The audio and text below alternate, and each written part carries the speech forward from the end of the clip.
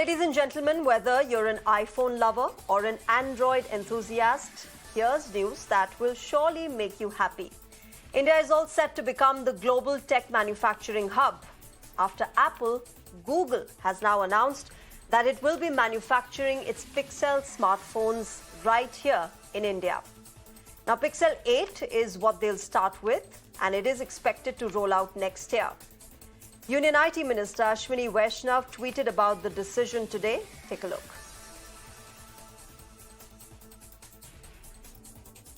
I'm very excited to announce, in the presence of the Honorable Minister, our plans to manufacture the Pixel series of smartphones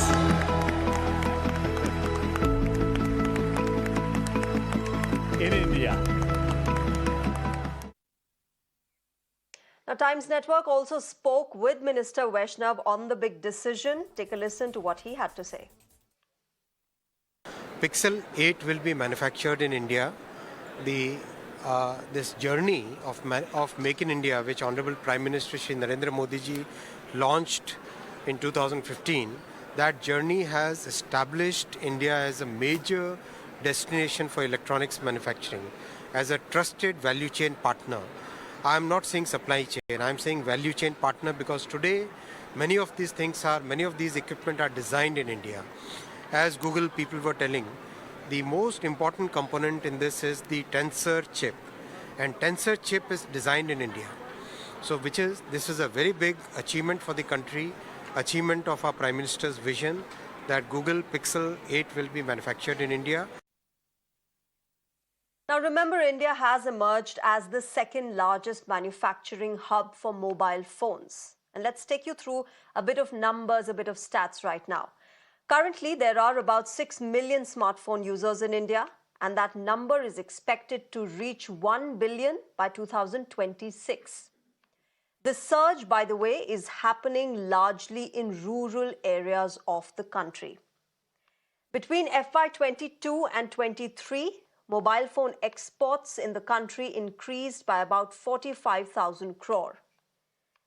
Samsung, Foxconn, Micron, these are just some of the other companies that have invested in India. So what is attracting tech giants to India?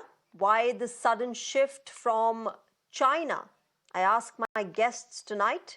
I'm joined by Mr. Ajay Dua, former secretary in the Ministry of Commerce.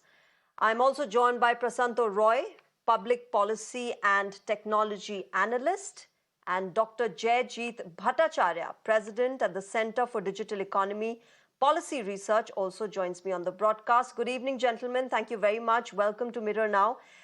First to you, Dr. Jaijit Bhattacharya. You were, I believe, present at that very event where Google announced this big decision by the company. Help us get a sense of what really transpired there. What was the kind of sentiment towards India while this decision was made and this announcement was made today?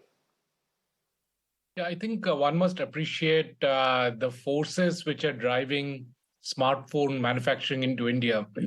If you look at about 10 years back, we were roughly manufacturing about 40 million smartphones in India. Now that's gone up to 270 million. So the sentiments were extremely positive. That's been such a huge jump. We are now, from nowhere, we're now the number 2 manufacturers of smartphones in the world. And all the top smartphone manufacturers are in India, which is, Apple manufacturing in India, Samsung manufacturing in India. We need to keep in mind that Google Pixel is not really a big player in the smartphone market. It's roughly about 4% in India, and I think it's a similar number in North America. But it's surely going to gain traction in the market as they change gears, which is Google changing gears. But more importantly, it's a signaling that India has matured to be a major hub in smartphone manufacturing. The second big reason why there is movement into India for high-tech manufacturing is the delinking from China, where companies are trying to ensure that they have a supply chain resilience, and therefore, the supply chains are not disrupted. Third, also, is that India has started putting a tariff since around 2016 of about 20% on imported phones. And given that India itself is a very large market, and you gave the stats of 600 million users having smartphones, that going up to 1 billion. If anybody wants to address the Indian market and access the Indian market, they cannot do that with a handicap of 20% tariff. And therefore, it's a smart move to start manufacturing in India and also use India as a base for exporting elsewhere, because smartphone manufacturing is a business of economies of scale. If you're not manufacturing in millions, then the cost of production becomes very high.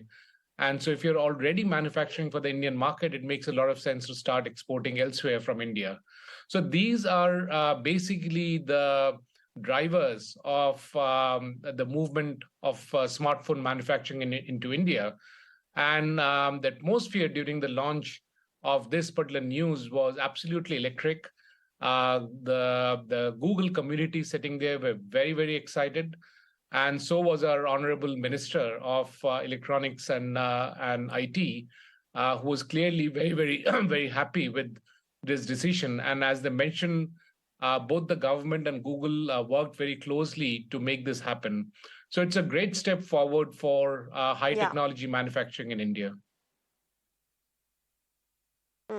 Ajay Dua, let me come to you. Since the past few years, we have seen a greater push by the government when it comes to attracting investment in India, specifically in the technology sector, specifically post-COVID pandemic. We are trying to sort of counter the China focus. We are trying to tell the world that here we are. Here's the other big option that you have. When it comes to the semiconductor push, when it comes to the digital India push, we have it all there in place. What has been largely the government's vision when we talk about attracting tech giants into India? Have you addressed this to me, Shreya? Yes, Mr. Dua. Sorry, Shreya, I can't hear you. Have you addressed it to me? Yes, Mr. Dua, are you able to hear me now? Yes, I can hear you. The question is directed to you, Mr. Dua. All right. Thank you for having me, Shreya, on your show. We have a sort of a history of phone manufacturing in India, which started way back with Nokia coming to Siripur almost about 20 years ago. It was followed by Foxconn, and then we had smaller ones, including Xiaomi, looking at the Indian market, the Chinese phone market. But the big players, Nokia left, Foxconn was a contract manufacturer. Our real success has been with the coming of, I would say, Samsung first, and then Apple, and of course we've had Micron and other ones also here, and Foxconn continues to be in India, though now it's wanting to get into component making in a big way. I think the scene is set for India, which is now already the number 2 producer, to aim at becoming the number 1. After all, the market is in India. It makes all the sense to produce them here rather than letting these be imported. And to create that background that they can be made here, we have this 20% barrier on imports. The question now is, are we ready to be able to scale up the production to the level which we want? If you would allow me to point out, yes, I would say the general answer is that, but in specifics, I think we need to become the component manufacturer as well, and not merely the assembler. It was pointed out earlier that Google is very happy because its Tensile chip is already being made in India.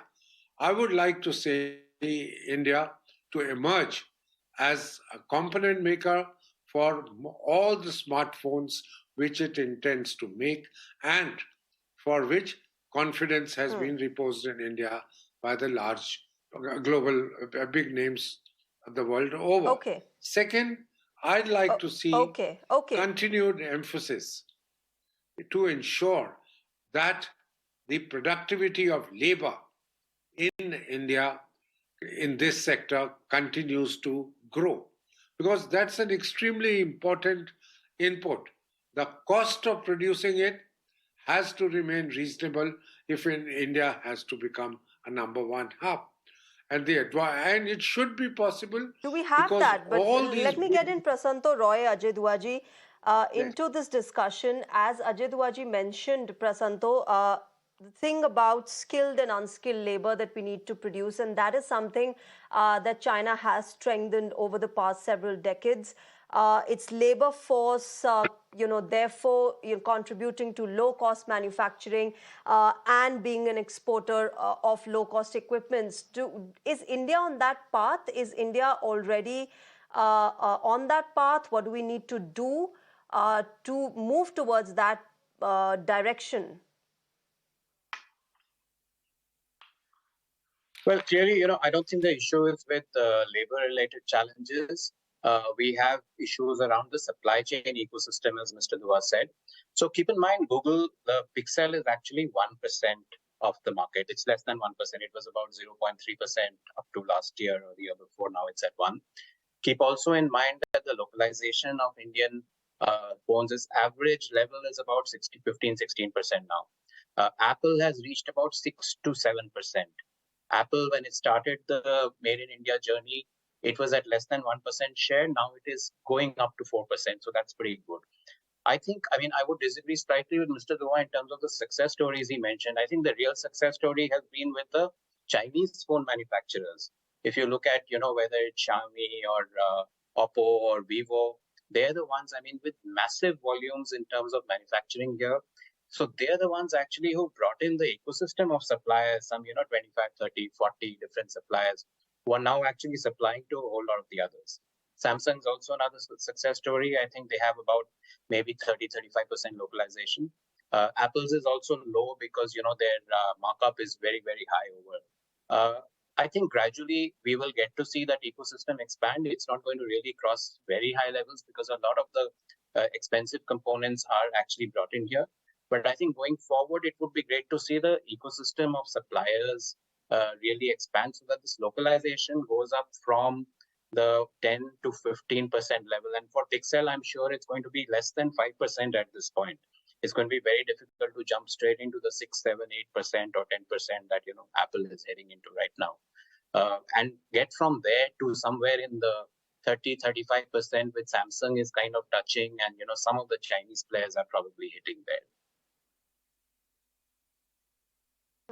Okay, Dr. Jaijit, a lot of experts and observers like yourselves have also mentioned the fact that a certain reason of why American tech giants are moving to India is also to undermine the Chinese domination in this sector. Do you resonate with that at all? Yeah, absolutely. It was quite evident during the COVID stage when we had the Wuhan COVID virus that China has the ability to disrupt supply chains. And it'll be dangerous for the big tech to be, therefore, have the supply chain exposed to such disruptions. And therefore, China plus one is an accepted strategy for most of these companies. And that plus one has turned out to be Vietnam, Cambodia, and India. Especially in phones now, India is surging ahead. In fact, in terms of exports, Vietnam is number 2 in smartphone exports. But that's going to change pretty soon, and India will become the number 2 in smartphone exports. And one must remember why that change is happening. India had actually signed what is called the Information Technology Agreement, which ensured that India cannot impose any tariffs on any of the IT products, which includes mobile phones. In 2016, the government decided that the smartphone is not really a mobile phone as it was defined in the first Information Technology Agreement, or the ITA as it's called, and therefore took the bold step of going ahead and putting the tariff. In fact, that has been contested in WTO by those who did not want India to put this tariff, because that means that they will be now forced to start production in India. And actually, India has lost that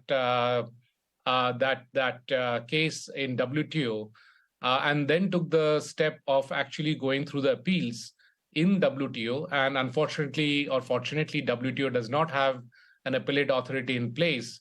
And by the time all of that gets resolved, India itself will become a giant in terms of manufacturing smartphones. So it's a very clever move that the Indian government did to circumvent the trade agreements that had been put around India as an albatross, which stopped India from manufacturing high-end and high-technology products. And with all of these trade related moves that the government has done, it has facilitated and given space for manufacturers to start manufacturing in India.